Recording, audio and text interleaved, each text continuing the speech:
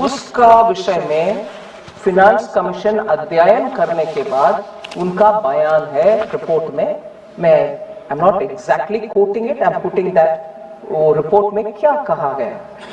16th Finance Commission analyzed the state's share transferred by the center to the states from 2018-19 to 22-23 and concluded that in each of these years the devolution made by the center exactly matches the recommendation of the Finance Commission.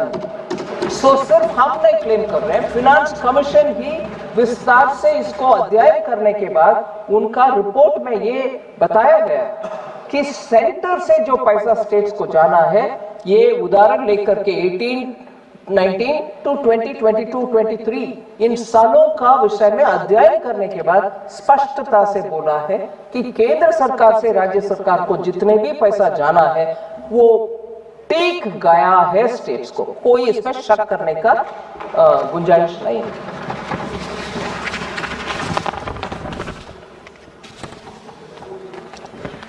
क्योंकि इस विषय में इतना स्पष्टता से मैं बात करना चाहती हूं, थोड़ा सबको मालूम है फिर भी मैं याद दिलाना चाहती हूं। ग्रॉस टैक्स रेवेन्यू मतलब टोटल टैक्स से जितना कलेक्ट होता है उसको ग्रॉस टैक्स रेवेन्यू कहा जाता है। वो सेसेस भी और सरचार्जेस भी उसमें शामिल होता है, वो अलग है। फिर कॉन्स्टिट्यूशन ये बताता है कि सीएजी के द्वारा ऑडिट करने के बाद नेट प्रोसीड्स क्या है, ये निर्णय करने वाले सीएजी है। नेट प्रोसीड मतलब ये ग्रॉस टैक्स रेवेन्यू जो अमाउंट है उससे सेस को हटा दो, सरचार्ज को हटा दो, उसके बाद जितनी भी है उसको डिविजिबल पूल कहते हैं, वो ही है नेट प्रोसीड। उससे हम 41% स्टेट्स को भेजा है कि नहीं भेजा है, उसका अध्ययन होना चाहिए, ना कि ग्रॉस टैक्स रेवेन्यू के ऊपर। ग्रॉस टैक्स रेवेन्यू में सेस भी है, सरचार्ज भी है। सो जब डांटना है केंद्र सरकार को, आप सेस भी कलेक्ट कर रही हो, सरचार्ज भी कलेक्ट कर रही हो, हाँ कलेक्ट कर रहे हैं, क्योंकि कॉन्स्टिट्यूशन में हमें प्रावधान है सेस कलेक्ट कर सकते हैं और सरचार्ज कलेक्ट कर सकते हैं कॉन्स्टिट्यूशन के मुताबिक। वो हटाने के बाद जो पूल रहता है उसके ऊपर आपको 41% मिलना चाहिए, वो मिल रही है कि नहीं मिल रहे, अब उसके ऊपर कैलकुलेट करो, ना कि जीटीआर के ऊपर, और उसके बाद बोलोगे कि सेस भी आप कलेक्ट कर रही हो और उससे हमें कम भी दे रही हो। No, you can have it both ways. So I think we should be very clear। और ये Annex 4A और Annex 4B, sorry,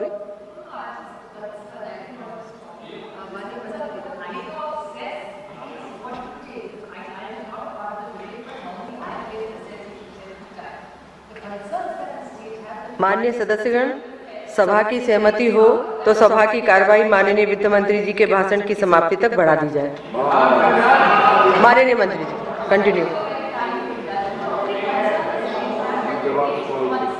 There is less accountability. The CAG also has said that. So the concerns that the state raised is that if you take everything in cess, then what are the states left with? Like even the new schemes, if you keep cutting, then what will the states have? That's the limited point I think the opposition is raising. I don't think there's any allegation about it. It's just to what.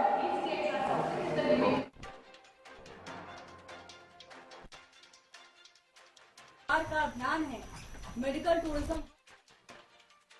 Sitharaman में budget पर चर्चा का जवाब दिया, कहा इस budget से MSME को फायदा होगा। एमएसएमई को लेकर सरकार ने बड़े फैसले लिए।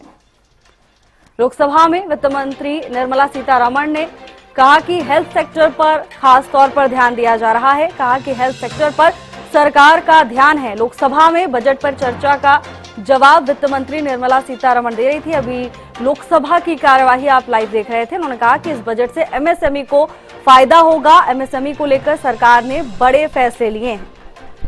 तो हेल्थ सेक्टर और एमएसएमई को लेकर वित्त मंत्री निर्मला सीतारमण ने कहा कि हेल्थ सेक्टर पर सरकार का खास ध्यान है। इसके साथ ही कहा कि मेडिकल टूरिज्म हब पर भी सरकार का फोकस है। इस बजट से एमएसएमई को फायदा मिलेगा। कहा कि एमएसएमई को लेकर सरकार ने बड़े फैसले लिए हैं।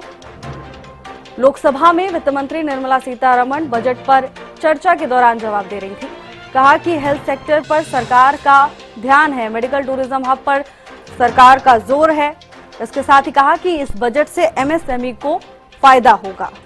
एमएसएमई यानी माइक्रो स्मॉल मीडियम एंटरप्राइजेस, जिसे लेकर वित्त मंत्री निर्मला सीतारमण ने कहा कि इससे फायदा होगा। हेल्थ सेक्टर को लेकर उन्होंने जिक्र किया, कहा कि हेल्थ सेक्टर पर सरकार का ध्यान है, मेडिकल टूरिज्म हब पर सरकार का जोर है।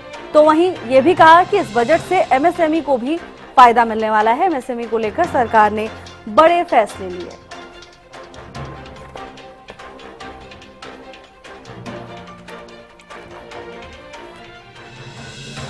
मेडिकल टूरिज्म हब पर सरकार का जोर है। केंद्रीय वित्त मंत्री निर्मला सीतारमण को आप सुन रहे थे, कहा इस बजट से एमएसएमई को फायदा होगा।